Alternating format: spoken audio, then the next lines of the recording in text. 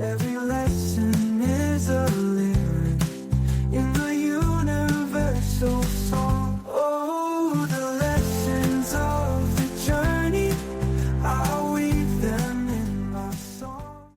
Hello and welcome to Lessons of the Journey, where we discuss the shit we actually needed to learn in school with Coach Jen and Coach Nicole. We're so happy you're here with us today. Thank you for joining us. Today, we're talking about boundaries. So, do we need a definition? Oh, I think we definitely need a definition for boundaries. Yeah. The limits and rules we set for ourselves and the others within our relationships, respecting mental and physical personal space. And the purpose is a form of self-care. Absolutely. I think that that's really what we're going to focus on today, our lived experience, because everybody knows what a boundary is. In our coloring pages, the boundary is the line that you're supposed to stay in. We all know what that is. That's not the thing we needed to learn in school. The thing we needed to learn is your definition there. And wow, has that changed for me over time? Tell me about that. Oh gosh, it's well known here amongst our friends that I grew up in a bubble. That was a very purposely created bubble by my mother, my parents. My mom was home. She did an in-home daycare. I didn't have my own. Not that I needed them. There weren't privacy issues in the house or anything like that, but I very much grew up in this bubble that my mother created. And I very well knew when a boundary was crossed, because if I tried to exit this bubble, it was, oh, no. It's not in various forms of, I'm going to use the word punishment, but really I was the kid that if you told me you were disappointed in me, I would go ground myself for 3 days. That was me. No spankings, or that wouldn't have shifted anything. It was, I am disappointed in you. And I would go, I have disappointed the powers that be. Let me go take myself out of society for a moment. So I had no boundaries because they were created for me. And I just learned how to live within. Now I'm a fairly go with the flow kind of person. So if those boundaries were created for me, I was like, all right, well, I guess this is where I live. It's the Truman Show of my own life. So the boundaries were pretty clear in my house, which really meant that I didn't have to create my own. I think that if I thought that I wanted to, that was very quickly shut down. Phone calls were monitored. It sounds like I lived in this awful house. I didn't. I had a lovely childhood. But as far as autonomy and creating my own type of boundary or learning how, I think really is my point. I didn't really learn how because it wasn't evident to me that I needed my own boundaries, which was a very huge disservice as I grew and left the house. Do you think that as we get older, we better define our boundaries generally, or do you think that we do not? I can only speak personally and then by witness. Personally, I have gotten very good at my boundaries. I have also witnessed that as life gets complicated, I think that it's sometimes difficult to really understand our own boundaries. Or maybe I thought I created a boundary over here and then maybe I didn't have all the information because new stuff was presented. And so I'm not sure if that's an actual boundary or not. I think that life can sometimes complicate the concreteness of what we believe to be a boundary. On the flip side, I certainly have just gotten better because I had to. I'm an adult. I now have my own children, and that's happened extensively. I had to play catch up over the course of 20 years because I didn't really have the practice in my childhood. Do you think they teach children boundaries in school now? In school, not enough. Here's what I see. I have a 3, a 5, and then a 10-year-old in 4th grade. I see the littles, don't hit your friends. That's not nice. Those types of things. I don't see the other side of it, which is, hey, person who got pushed, tell them what you think about that. Do you want to hurt your friend's feeling? There's none of that. And I wish that there was more of that. I wish that there was some sort of, there's a better way to handle this. You don't just address the person doing the thing.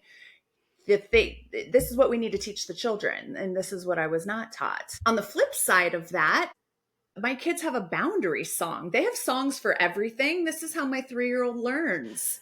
It's literally called the Boundary Song. The chorus is something to the effect of, please stop. I don't like that. I'm feeling uncomfortable. I need more space. Not around me. Don't take it personally. It's just a boundary. And I thought, holy shit. I wish I was taught that song when I was little. Yeah. I don't know if it was being a girl. I can't speak to the male experience growing up. It was very much, oh, it's fine. Like, you don't need to worry about that. And that didn't serve me either. That boundary song really would have done something for me. It rhymes, which makes it really Catchy, easy to easy to remember. Good Yeah. lesson. I think that's great. I really wish that there would have been something more. Back when we were younger, it was give your grandpa a hug because it's rude if you don't. Push you into doing, push you, Yeah, do yeah, it, yeah, do yeah. it. And my grandparents were wonderful. That was never a thing. And we see that the level of consciousness of society has changed so much that it's, whoa, if little children are uncomfortable doing that, I'm not going to make them do that. That's an innate thing that you can see physically with a child that they might not even know that it's a boundary. Mm-hmm. Yeah. And yet you're going to push them past it. I know that that's how I was affected when I was younger. It's interesting you bring that up because I am the grandparent. Of course, my husband being the male grandparent with 2 female grandchildren, there's very much those children do not have to hug or kiss us if they don't want to. Now, mind you, I have also a 3-year-old, and sometimes she tends to be a little bit more reserved. Sometimes you have to give her that help out of her shell. So I have to read that, and I have to carefully read that, what she's comfortable with. But there has always been a rule, especially with the 8-year-old. She does not have to hug him. She does not have to hug me. We always ask, may I have a hug? And then it's her choice. Yeah, I think that's a big thing. You don't have to hug your uncle. I'm sorry, but the reality is most predators to children are family members. True. So I think this is a very important boundary. When I was going to school, I don't think they taught us boundaries really at all. I would say they almost went to the extreme opposite when my kids were in school, because then it was that you cannot touch another child in any way. Mm-hmm. So here's my huggy little boy who's not allowed to. I feel that was a big disservice to him. I see him sometimes having issues with people touching him. I know that came from when he was young and he was told you cannot touch anyone else. Interesting. Now I see on Instagram the teachers, I love these teachers, the ones that come in and as the kids are coming into school, they touch the spot on the wall and it's Yes, I love that. high five, hug. You get to choose Dance. what you There's want. The dance, yep. You get to choose whether you want to be hugged. I think that would have been really beneficial for my child when he was in school. So I love that this is becoming a little more of a conversation, a little bit more awareness in society. I do think that's wonderful. And truthfully, bodily boundaries with women are a little more important in our society than they are with men because we have to worry about certain things that men don't as much. That's just a reality, unfortunately. Yeah. I'm working on that with my kids now. Inside of our house, I have 3 boys. They wrestle. I mean, as the only woman in the house, I am so overtly concerned. I'm raising boys to be men. I'm thinking, oh my gosh, they're going to be dating one day. Things are going to be changing. And the idea of consent that really was non-existent when I was growing up is so very existent now. And that's not even just yes or no consent. And now it's enthusiastic consent. And I think, oh gosh, how often have I not enthusiastically consented about anything, not just anything sexual, just, hey, you want to work some overtime? Yeah, I guess I'll go ahead and take that pay and a half for an hour, like just in general, the idea of enthusiastic consent, it's a new thing to me. And thinking about these children who they don't stop when each other tells them no. And here's mom with her adult projection going, you have to stop when someone says no. You have to. It's so important. They have no idea what I'm talking about. I'm like, when you're 16 and they're like, okay, mom, we're just playing around. And I fear for myself and my children at the same time with what that looks like. It's an interesting thing, but I might have some different perspective. If I had a girl, I don't. All of my friends have girls. It's such an interesting conversation as we're all aging. And you have baby girls. Yeah. One of the things I did with my boys, the rule was always in any relationship that is with someone that you have an interest in, like not my relationship with my kids or familial relationships, but a partner. In a partner relationship, the rule is you go as slow as the slowest person. The reason I came up with that was because my older son was not the slow one. Mm. He was in the relationships. He was much more out there. My youngest was slower in his relationship progressions. I felt like I want him to feel safe that it goes the speed of him, if he's slower than the person that he is with. That was always the rule. It goes the speed of the slowest person in the relationship. If you're not okay with that, then get out of the relationship. I love that because it doesn't focus solely on the male female roles. Yes, I love that. I think that's so important because I see so much of the focus really more on the female side in a protective measure. It's a left out part of the conversation, what you just said. So thank you for bringing that up. If I was to say to my boys, you go as slow as the girl, first of all, that insinuates that I expect them to be in a relationship with a girl, which I don't. Right. I mean, remember, I was raised by two dads. Right. I don't care what my boys do, as long as they're happy and everybody in the relationship is treating each other with respect. Yeah. That's why it was always whoever's slower. So if you're in a same-sex relationship, well, then if you teach the male-female boundaries, then what do they know? Then suddenly the boundary's out the window. So it's whoever's slowest. Yeah. Just everyone's got to be comfortable. And if you're not comfortable going slower, get out. That's not the person for you. And I like that even in the context of not in an intimate or a romantic relationship. Let's take this over to friendships. We did that episode recently, and we were talking about what are the important things in friendships. Something stands out to me. It was when my brother was working on becoming a firefighter. He's now an LA City captain.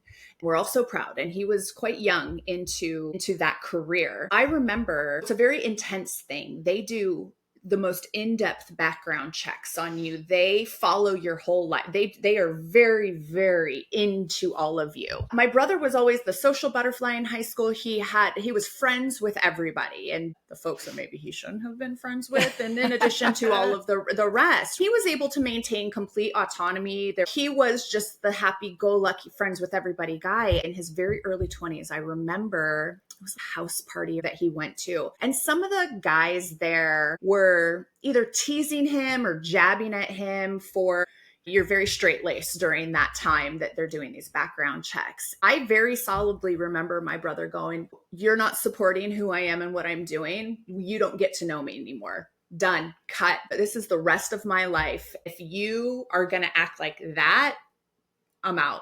I don't even need to think twice about that. I thought, that's an awesome boundary. That's a really solid, know who you are, know who they aren't kind of boundary. And I can't say that those were friends, but it was very much, I'm going to eliminate this situation right now and go. I went, wow, I don't think I've ever done that. This was probably 20 years ago. That stands out to me as a really great, strong, like you don't support me and who I am and what I see for my life. I'm out.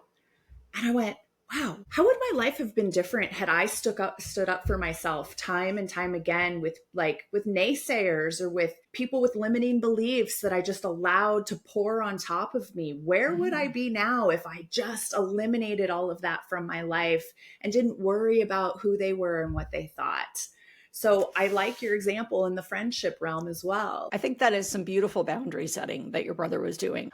I would say that's pretty advanced for that young of an age for the most part of the people that I've known. We don't talk a lot about society's boundaries for us.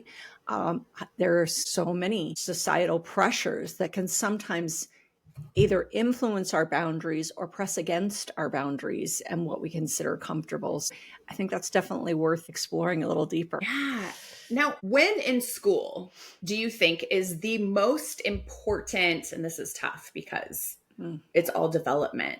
My thought is high school with the peer pressure and all of the development that's happening and the feeling of the need to belong. It's really easy for our boundaries or our familial values maybe to get blurred as we're experimenting with who we are and what we like or don't like from our friend groups or from the popular kids are doing it and maybe I wouldn't do it otherwise, but I really want to be accepted over here. So I'm going to jump my boundary or not express it. Did you experience that in high school? Gosh, I know I did for sure. I definitely crossed probably some boundaries that I wouldn't have had I had personal autonomy at that point in my life. I was lacking some personal autonomy. I definitely think in that point in my life, maybe not so much as some, I think it's kind of a scale. When you're asking, when should we start? Are you talking about when should we start social boundary discussions, or when should we start just boundary discussions? I was asking, when do you find in development the most important time of life to be able to really narrow in on your boundaries? Gosh, that's a great question. I don't know the answer to that. I think it's worth having discussions about from the point when children can talk. If you went to 100 children in elementary school and you said, do you know what a boundary is? How many do you think could say yes? None. You might have that one or two. And if we don't even know what the word is, then how do we know to define it? There are scenarios where people are learning how to create boundaries at a younger age. I love to hear about that. There was a video, love this teacher. She teaches the children in her class how to not be friends with the people they don't want to be friends with. Mm-hmm. And it's creating that boundary of everyone deserves respect. Just because you don't like someone doesn't mean your friends need to not like them. Right. If we taught that at a younger age, that's such beautiful boundary setting of just because you're not a fan of that person doesn't mean you have to, in our adult terms, trash them to all your friends. They can still be friends with your friends, and you can be kind to each other still. That's beautiful. Like, imagine if all the kids had that when they were younger. By the time they did get to junior high and high school, that's going to change the dynamics. Oh, yeah. Of the social pressure, because you're teaching that autonomy of like, hey, everyone deserves respect. And by the way, I don't have to do that. I've thought so many times in my head, God, I would have loved to go back to junior high and high school and just talk to these kids with my adult brain. Oh, you want me to do that? Yeah, I don't need to do that. I don't. Because it's so easy for, yeah. And I think it's innate for children to care so much, especially their immediate friend group or the social groups in school, and also the adults who run the house. I very much care what they think because I need to learn how to navigate in these situations. I think it's been interesting and remembering that our children learn from us. If we are not modeling boundaries, they are not going to learn how to do it for themselves. And ding, ding, ding. Yes. That's not just the sibling stuff. That's not the you be nice to your brother, you tell him when he hurts your. That's not that. That's me. Them seeing me or doing something to me and me going, hey, you don't get to hit me. I'm going to go away from you if this is going to continue. An example, when my 5-year-old, he doesn't do it anymore. When he was younger, he's very much a touchy. He would like to rub my skin, and he likes the soft spots. It's like the inside my elbow kind of thing. And it feels like bugs are crawling on me. This is my firstborn. This is my whole heart came out of my body, and I cannot fucking stand it. I feel like things are crawling on me. I had to do this coaching thing to myself. Okay, it's just your kid. He's just, and finally at where he used to rub my earlobe. Oh my fuck, stop touching me. I can't. I would let it go for the longest time. And I thought, I can't do this anymore. I cannot live a life this way. I had to decide that I was going to create that boundary with him. And this is bedtime when they're snuggled up to you. I would say, babe, I love you so much. My body does not like it when you touch me right there. It does not feel good to me. I do not like it. It makes me super not happy to lay next to you. And I'm talking to a child, so I wasn't going to use uncomfortable yet. We know uncomfortable now, but back then, and his whole being, you could see it in him because he felt like it was a rejection of him. That right then and there could have had me go, never mind, it's okay. I'm not trying to reject you. And I had to double down and say, it has nothing to do with you. It has everything to do with my body does not like this. And I love you so much. This is what I can offer you. We can hold hands, or you can do it on my hand. You know, it was just those spots where I was like creepy crawly. Eventually we got there, and he understood, of course, that it is not a rejection of him. Although initially it felt like it was. And I think that that's the reason why most people either A, fail to introduce a boundary, or B, fail to keep the boundary. I think you're absolutely right. First of all, the people pleaser. I don't want to say no to anybody, because if I say no to somebody, then I'm bad, or I'm not showing up in the way I should be showing up. And yet we need to say no more often if we're going to create solid boundaries. Clarity is power. Yet sometimes we're not even the ones that are clear on our boundaries. Getting clarity. Hey, I feel like this might be a boundary. Let's talk about this. Obviously, these are unhealthy relationships. If you have an unhealthy relationship, your boundaries are probably being crossed left, right, and center. I think for some women, because I can't speak for the other sex, but I can also say that I think societally, for some women, we've just shut off the ability to feel when a boundary is being crossed. Absolutely. Yes. And that is the part that I'm like, oh, please, we have to start listening to our bodies. My body is telling me something's not right here.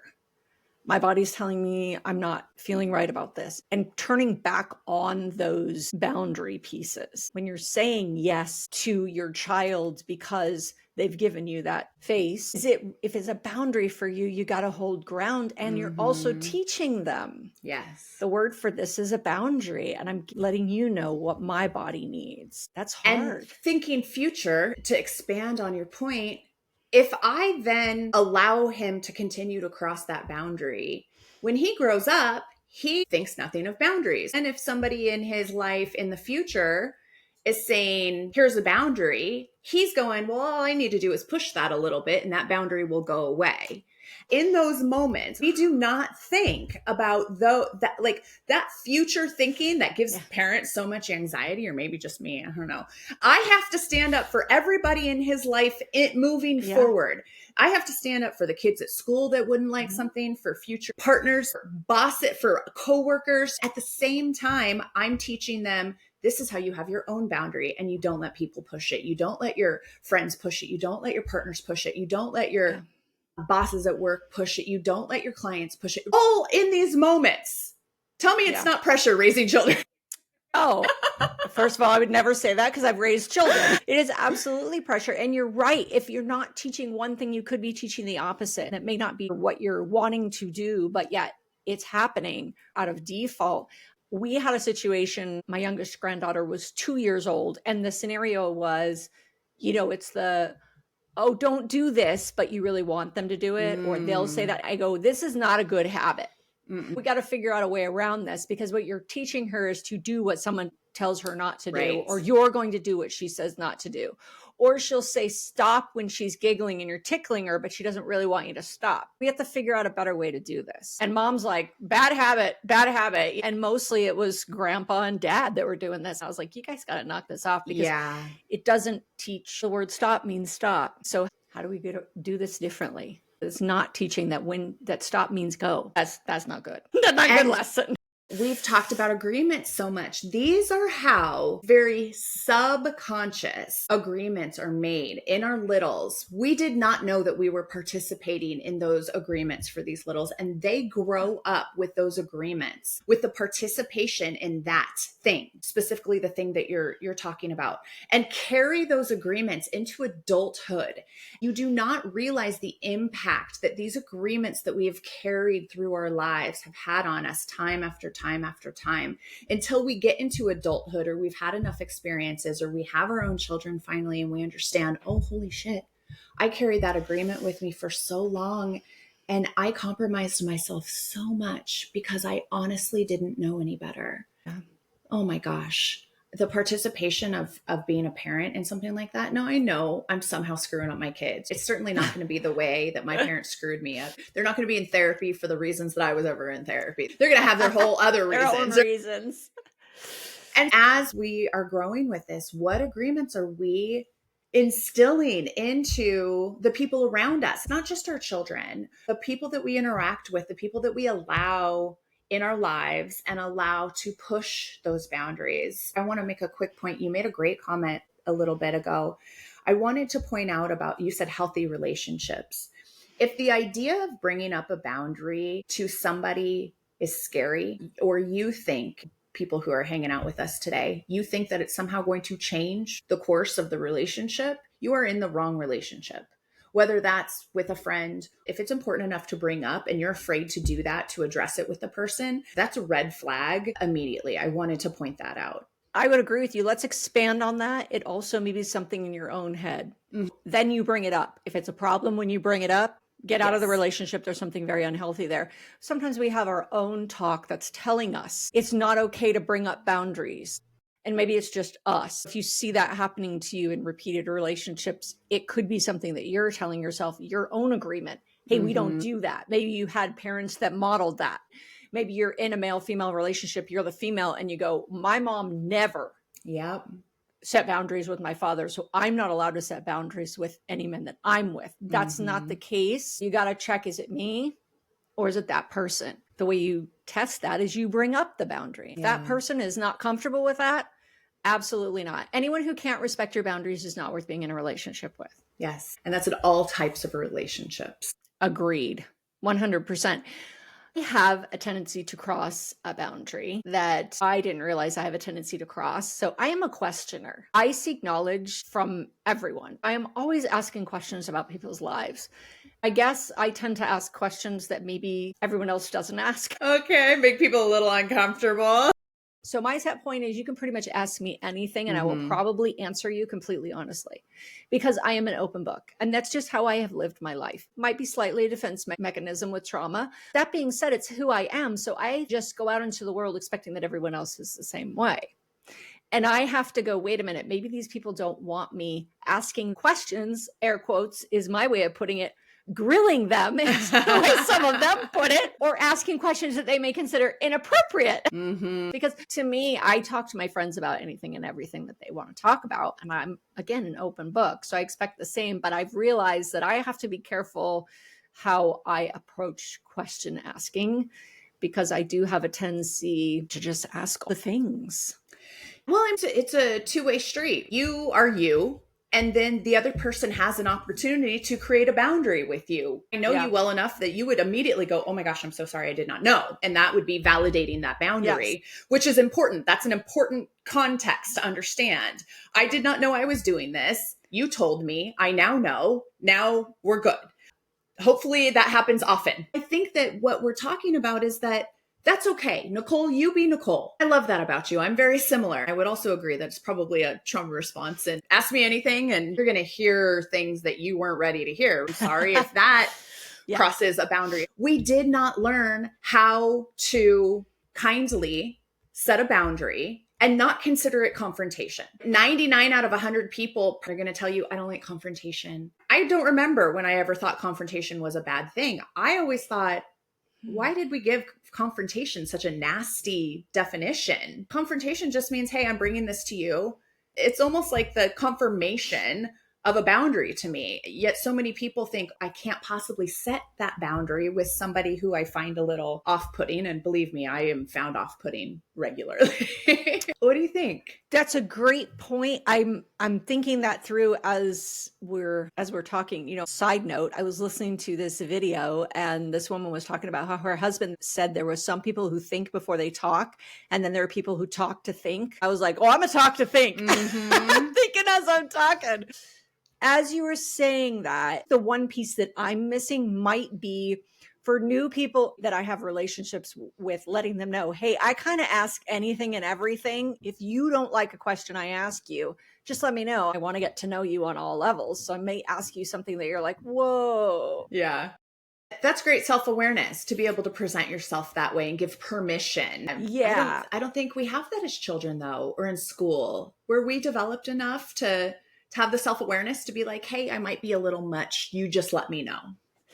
No, I don't think we have a tendency to teach people that. When you were talking about confrontation, I think that's where that came about, because confrontation is usually, hey, asshole. Yeah. You piss me off, instead of, hey, I get uncomfortable when we're in that scenario. I would feel more comfortable if X happened. Yeah. That's still confronting the situation, but it's doing it with kindness. So it's confrontation with kindness. I don't like to assume, but I would probably assume that 99% of people, when you say confrontation, they're thinking, hey, asshole, you're a jerk. They're not thinking kind confrontation. So maybe we just have to add the word kind. Jen. Do we have to look up confrontation now, Nicole? We probably do. I think it's a good idea. I know. Why haven't we looked it up yet? Okay, the act of confronting. So look up confronting. Yes. Okay. Dictionary.com says to face in hostility or defiance, to oppose. Ooh. So that's a verb used with an object. Definition number 2, to present for acknowledgement, contradiction, etc. That's what I was talking about. You were talking about the second definition. To face and deal with boldly or directly, meaning state the thing. Bold and direct, which is usually comfortable for our personalities and very uncomfortable for some other personalities. Well, definition number 4, to stand or come in front of, stand or meet facing. Okay. To bring together for examination or comparison. It's about 50-50. I'm crazy with the words. So I have just decided that confrontation does not have to be a bad thing. That it can be this 50-50 thing. Yes, it can be intense, and it doesn't have to be. I've just allowed the word to not dominate the you're an asshole type. I've just allowed it to be all of the things. I've challenged that quite a bit, even with the folks that I coach, is why does this have to be a bad thing? If you're looking to present your boundaries, it doesn't have to be a bad thing. It can be a very positive, a very wonderful, growing experience for you and or another individual. So when we reframe these words or these definitions that we're going off of, it's maybe a little bit easier to move in a different direction. I agree with that. I would bring in the word kind. I think if you just call it kind confrontation, then it clarifies we're talking about the 50% of confrontation that's not hostile, because the first definition had the word hostile. I think we would pretty much all agree hostility means some form of heat behind it. We're not talking about heat. We're talking about kind. We're talking about the gentle confrontation. If we just call it kind confrontation, that might give it the clarity. I can go with that. I have a question for you, because this is an ongoing conversation that I have with a therapist friend of mine. One day I posed to her, I'm not really clear on what the difference between a boundary and an ultimatum is. Because as I think about the way I would use either one, they kind of end up drawn on the same platform. What are your thoughts or considerations surrounding that? My understanding of ultimatum is just simply that the ultimatum is the result of you crossing the boundary. The ultimatum is what's going to happen if you do cross the boundary. Just imagine you're drawing a line in the sand. If you cross the line, here's what's going to happen. That's your ultimatum. I think the ultimatum is the result. The boundary is the line. We have different levels of boundaries. We have certain things we're like, I don't really love it when you do that. Well, if they do that again, it's not, okay, I'm out of here. We're getting a divorce. Then there are other things. If you do it, I'm out of here. It will be divorce time. So you have a full scale of boundaries.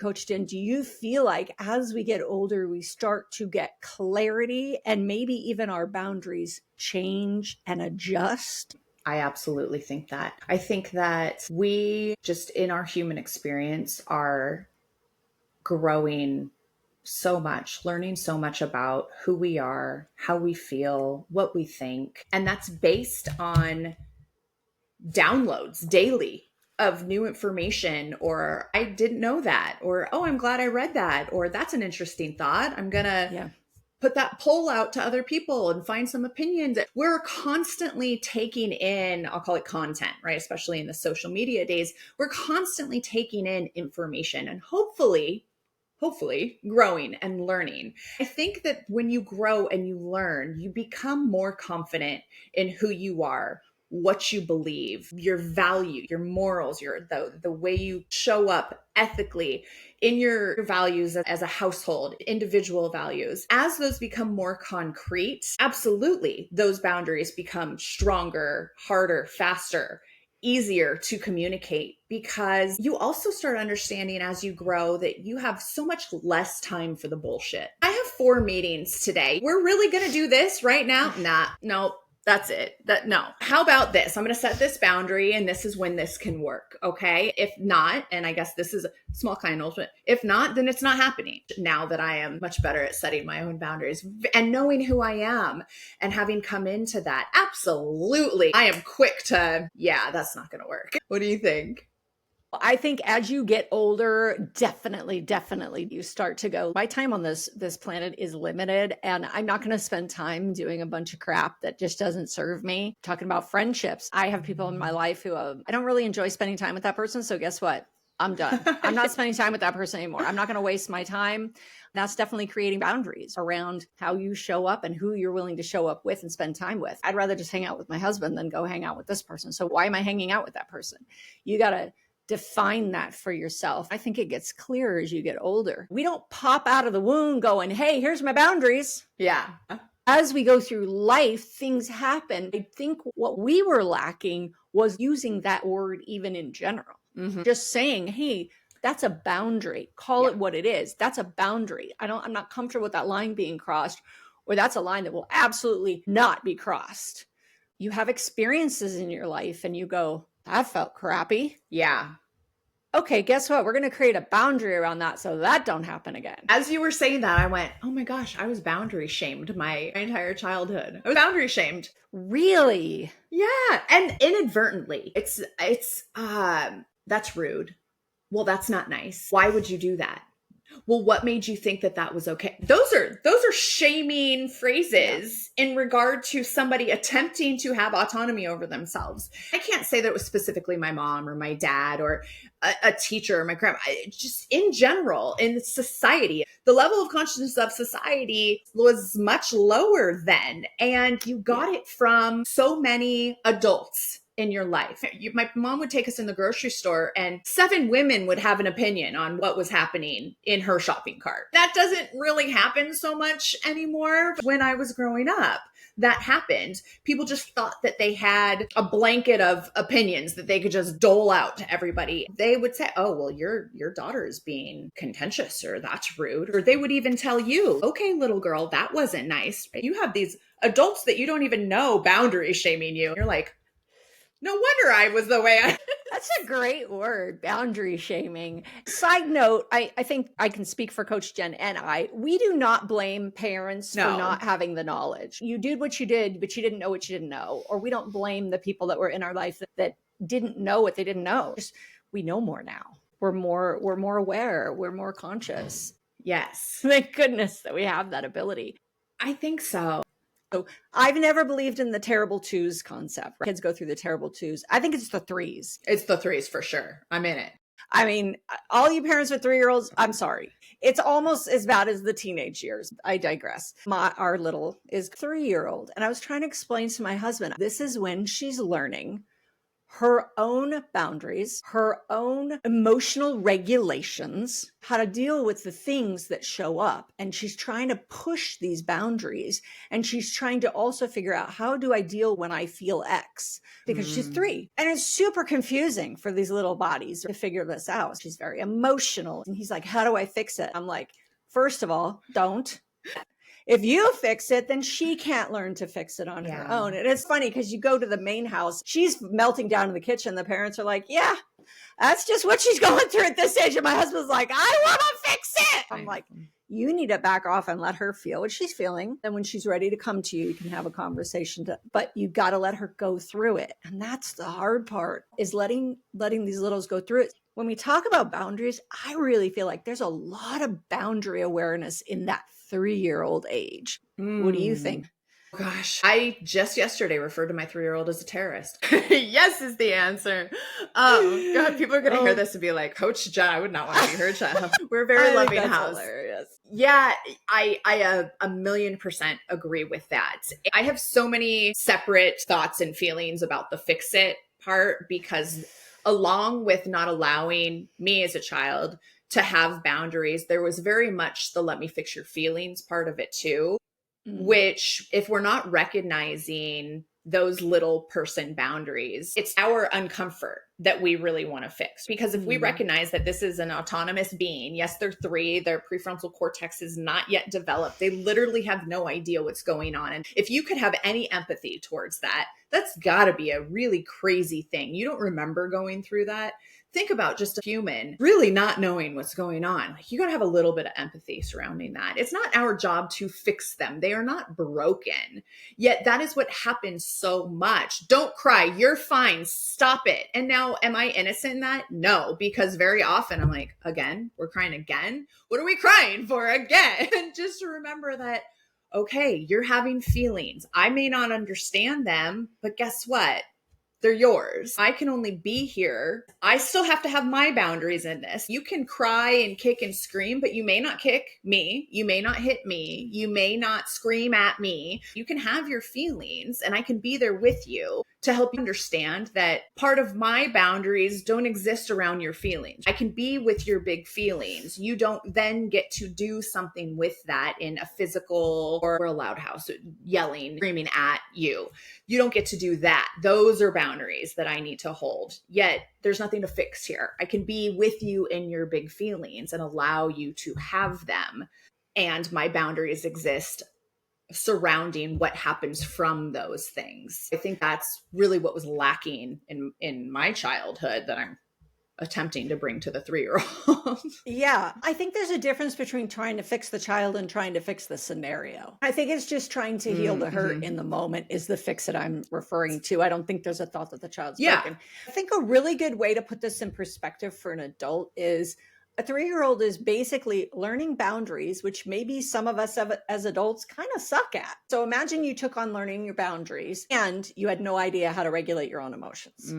That's a lot. It's a very heavy stage. And the only reason I brought that up is because it feels like that's that boundary creation time. Okay, so let's say we're an adult and we've gone through our childhood. And now we're going, maybe I kind of suck at these boundary things. I'm not really good at saying no. I'm always meeting everyone else's expectations. I'm struggling to prioritize my own needs. What would an adult do if they're in that situation, Coach Jen? What air quotes should they do, or what do we see them doing, or why they come to us for what could they do? Why do they come to you? All the above. Yeah, it's a very legit thing. Being a people pleaser is an absolute burnout. Not knowing how to say no, it very much falls in line with self-care. One of my favorite quotes, and this got me as I was getting older, it's very much addressing the people pleasing, and it's something to the effect of, you are not required to set yourself on fire to keep others warm. And I have not heard that one. Thank you for saying that while I had a drink of water in my mouth. I almost spit it out. You are not required to set yourself on fire to keep other people warm. That's fantastic. I have never heard that one. That changed me. That changed me because I very much felt that way. I would give of myself, and this was before children. And you know how it is with children. You are giving of yourself. This was before children. I would abandon my soul for somebody else to do what I thought they wanted or what I thought needed to happen, or just to please somebody else. This isn't even necessarily a parental structure. I refer to myself on stage as a recovering people pleaser. It was this quote that you are not required to set yourself on fire. I wish I know who said it. If somebody can tell me, please do that. It changed me. I thought, that's what I've been doing. I have been killing myself. To what avail? What has this done for me? I don't know if I thought, oh, I'm exchanging guilt. I came out of the womb with guilt. I don't even know where they came from. Am I trying to make my way to heaven? What is happening here? Why am I doing this? Very slowly over the course of the last 15 some years, I have become a recovering people pleaser. What could somebody do, you ask me? It's almost like you have to hit rock bottom before you choose yourself. Unfortunately, then you have kids. There are so many things that folks could do. And, you know, if somebody were sitting in front of me, it would really be an individual thing. It would be based on XYZ of who they are and what they're going through in the scenarios. A couple of things. First and foremost, get comfortable saying no. Get comfortable with no being a complete sentence and not feeling the need to justify that. Now, I say it like it's easy, and it's easy for me and you because we've gotten there. I don't know. Is it easy for you? I'm assuming that it is. It used to be easy for me when I had less time. Now that I have more time, I have a little more difficulty saying no. Okay. I'm learning it again. It was like, oh, I'm kind of letting that go. I need to get a little sharper at that. I think it's like a knife. You have to sharpen it every once in a while. Agreed. I don't think it's going to stay sharp for the rest of your life. Yeah. And that takes no. And very often I will allow new coachees to use me as an excuse if they feel like they need it. My coach said, da, da, da, da, put it on me. Then once you get good at it, own it. I say learn no and make it easy. There's a lot underneath that. That would be the number one thing, because we pile our plates up so high. We do not allow any space for our own selves. And that is where the burnout occurs. The people pleasers, also understanding that people pleasing is also a trauma response, and recognizing that that needs to be addressed as well. That would coincide with the ability to learn how to say no. Those would be the first thing and a half that I would talk with somebody about. If somebody said, I don't know how to do this, that's what we would go with. I'm big on spectrums. It's a spectrum. Some people are extreme people pleasers. Some people are a little bit people pleasers. And some people are way extreme on the other side, and they're just total assholes. We're not saying go from people pleaser to asshole. No. There is a level in the middle where we can get everyone's boundaries respected and everybody's values met. I think that's more the goal, is how do we swing back to that center point? So many people come from the approach of it's a black and white world. I'm either a people pleaser or an asshole. Like there's no middle ground. Okay, what does the middle look like? And that leads to the other piece of that. I love that you brought up, because saying no is such a good thing, yet it seems to have such a bad connotation for a lot of people. Saying no is fantastic, because when you say no to something, it means you're saying yes to something else. Also, what are your boundaries? How often do we actually ask ourselves, what are my boundaries? Do a Google search. What are some standard boundaries in a relationship, and what comes up? Get to know yourself, because clarity is power. You can't express that to someone else unless you know what are your boundaries. I was working with a real estate client back when I was selling real estate, and this guy was a jerk. And I can take a lot. Ultimately, what was the last straw for me was he was wasting my time. He wanted to see property after property after property that he was not qualified to buy. And I'm a realtor. I am a professional. So I go, I know your lender. I know the product that you're approved for. I know exactly what you are approved for. Why would I show you a property you cannot buy? Well, it's your job. Is it? Is that my job? Is that what you decided my job is? My job is to open doors for you. So here's me going, let's clarify this. You want me to take time away from my family to show you a property that you cannot buy. You want me to take a day away from my growing, developing children. You very clearly are seeing my boundary here. That's not going to work for me. Maybe we're best suited elsewhere. You're fired. Would I have loved that commission back in the day? That would have been a real nice one. And guess what? You do not get to take me away from my family when I know I have done the job. Nope, no, sir. You don't get me anymore. So that's a tough thing to do. It's tough to fire people from your life, especially if they're trying to pay you. Those were very specific boundaries that I went in with, knowing who I am and what is important to me. That's where it all stems from. It is not a sliding scale of who you are and what is important to you if you've established who you are and what is important to you. I go into these transactions going, my kids and this and that, and I have help and I have an assistant, and you're going to hear from this person because this is how I have my business set up. And no, you actively want to steal my time. I'm sorry, sir. No, you can go find somebody else for that. And there are other folks that will allow you to do that. I am not judging them. I'm just telling you that you don't get to do that to me. Yeah, I think basically your boundary is don't disrespect me and don't disrespect my family. Absolutely. And those felt very disrespectful. I had a scenario where I actually had a coachee who said, I want you to yell at me like a football player coach. I went, I don't yell at people. He goes, well, you're going to have to yell at me. I go, no, I don't. I go, look, I'll be honest with you. I don't like to yell at the people I love, but I sometimes do. I always feel bad about it. He goes, but that's what I need. I go, then you need a different coach, because that's a boundary for me. I'm not going to yell at you. I'm not a football coach. I know that's my boundary. And I think that's a good point when you think about work. What are your boundaries around your job or business? Do you even have boundaries around your job or business? Which, Jen, you mentioned earlier, yeah, I'll do the overtime. What does saying yes to the overtime mean for you? Whoever's out there listening, what does it mean for you saying yes to the overtime? Maybe you're like, hey, it means time and a half. Fantastic. That's a yes for you. What if saying yes means saying no to your family? And you're like, no, that's a no. That's a boundary. Work is a little more cut and dry sometimes. It's a little easier to create boundaries in work environments. If you sink it at making boundaries, or you're like, oh, I don't even know if I have any, maybe work's the place to start.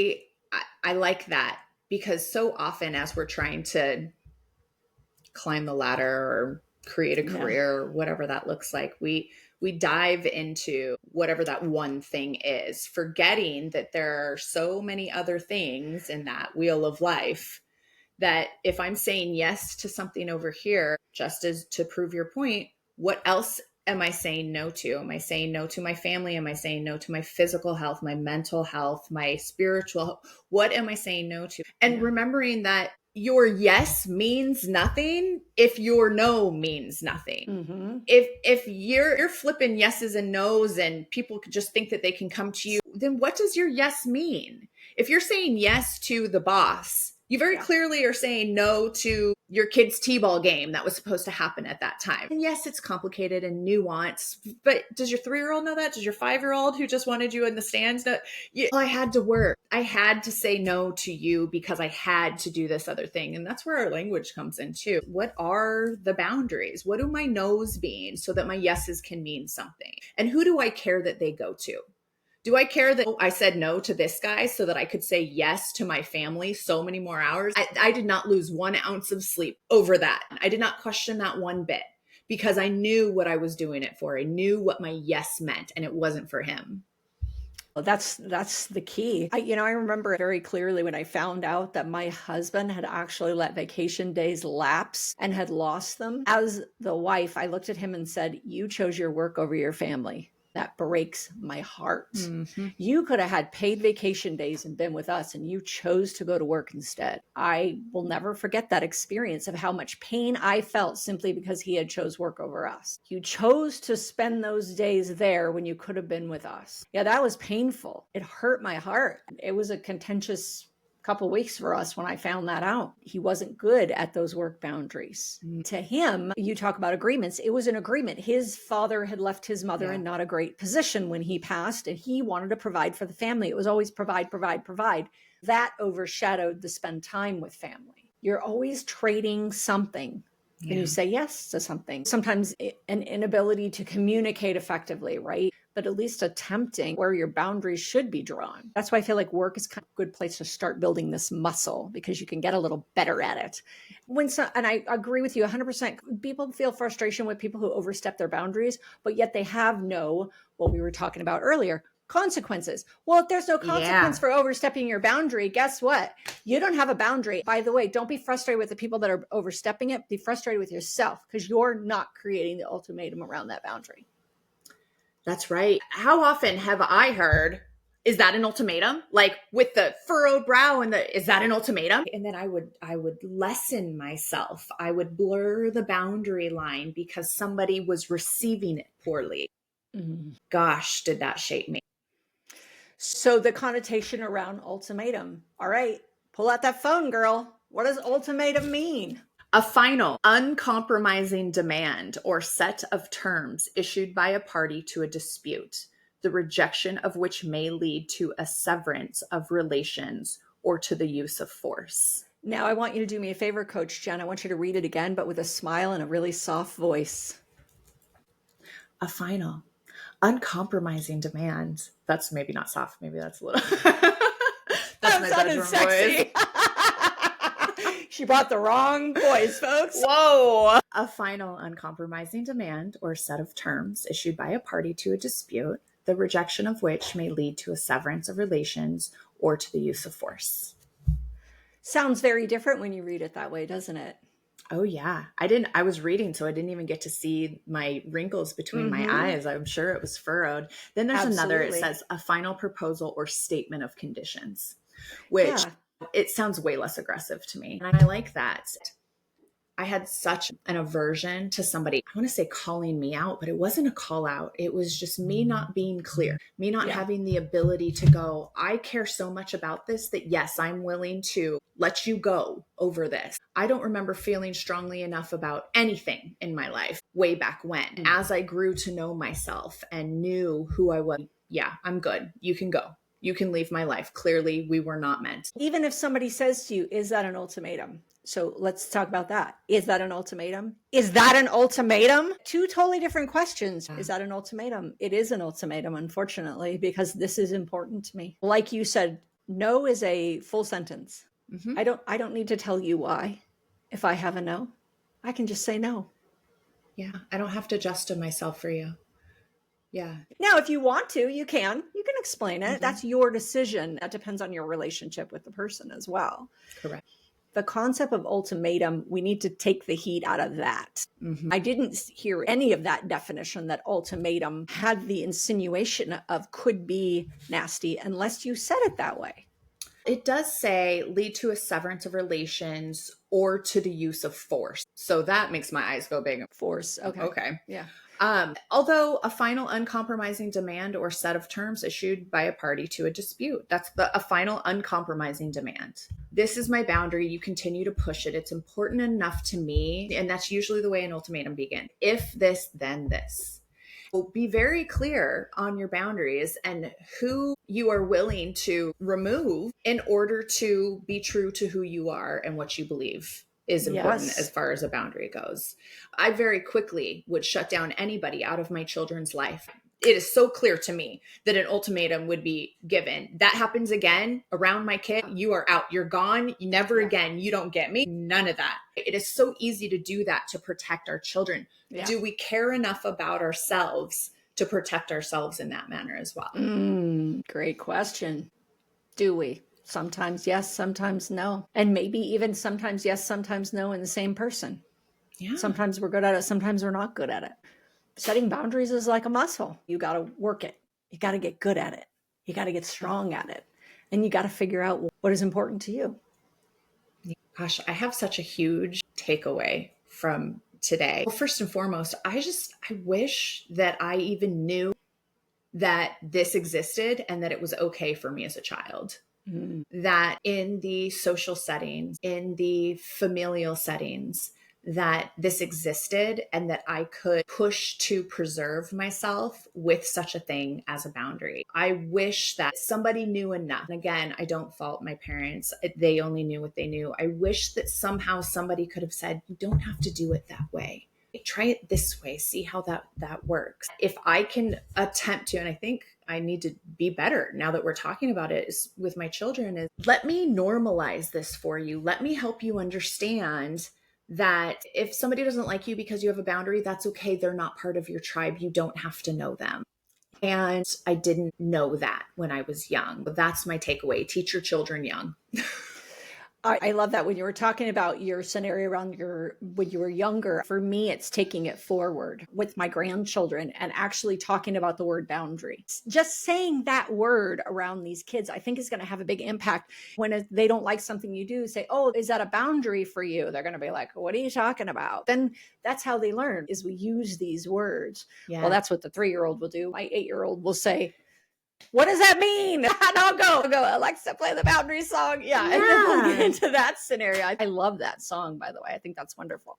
I'll look it up. I'll send it to you. And then we start singing it and I slow the words down for them too, because yes, it's a song and yes, it's catchy and it means something. Please stop. I don't like that, right? What does that mean? So to break down the sentences and allow them to understand the song, that it's not just a catchy little cutesy thing.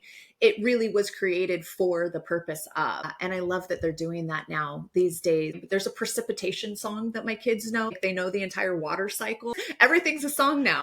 And all we had was the bill on the Capitol Hill. That's my era. Oh my gosh. Before we get into our final questions, I just want to read something. This is one of my favorite sayings. And it's, when you're not used to confidence feels like arrogance.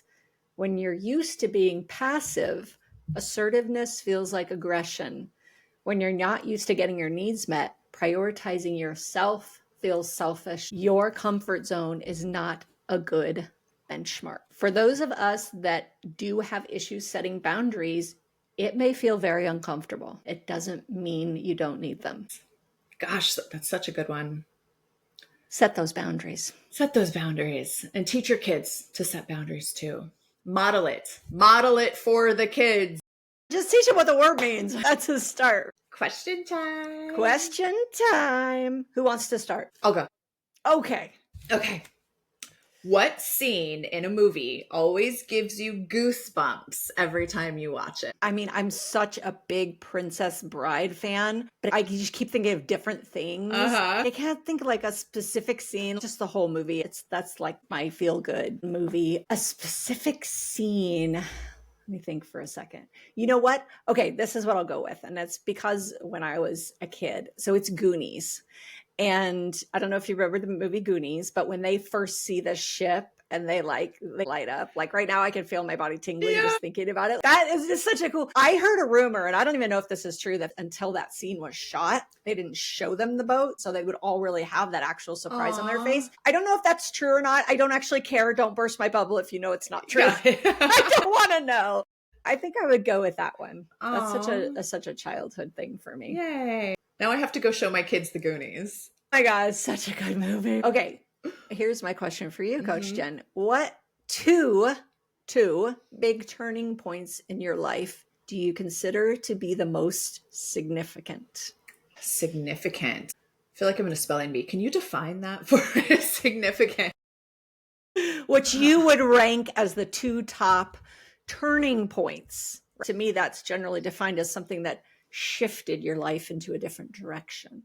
Okay, I would say day, and I was 28 years old when this happened, the day I received what I believe to be an accurate bipolar diagnosis from the doctor. The one doctor who believed me when I spoke, the one doctor that didn't push me away, the one doctor that stuck with me and would try to understand more deeply what I was experiencing, what I was trying to tell her as I was self-diagnosing along the way. That was significant in that it was extremely bittersweet. I have a 1-minute speech that I created surrounding this moment. And I refer to it in that speech as her unraveling the rubber band ball that was the previous decade of my life. It was just this madness that was so misunderstood by me and not understanding what was happening and why I was a certain way. I would say that that was significant because the course of correction then thrust me into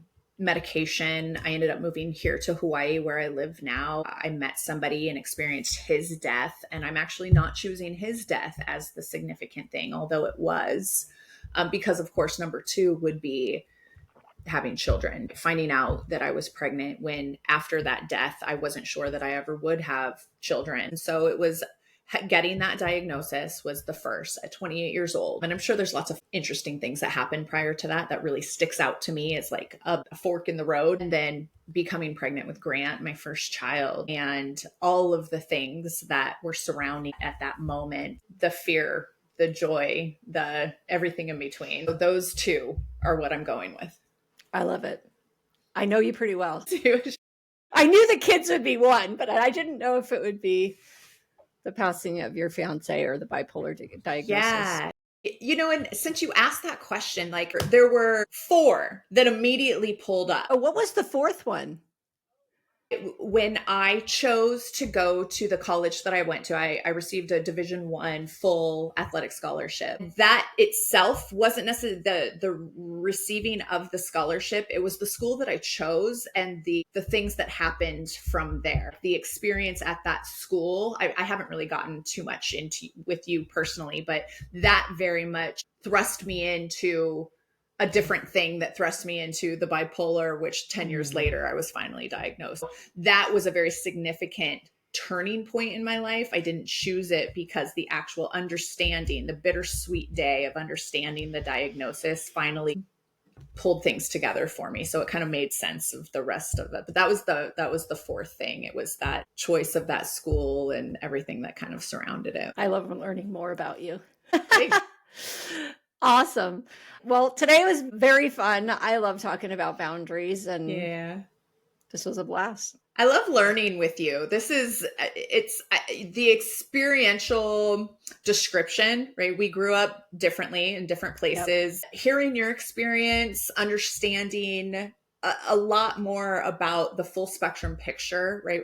I clearly only have my experience. So I love learning with you through all of what we're defining here and talking about what we wish we would have learned back then. This is very cool for me. Thank you. And if I'm being 100% honest, I've never looked up so many words as I have since I started doing podcasts with Jen. Yeah, let's work off the same definition. That's Love good. Have a wonderful day. You too. Okay. Bye. Write your life.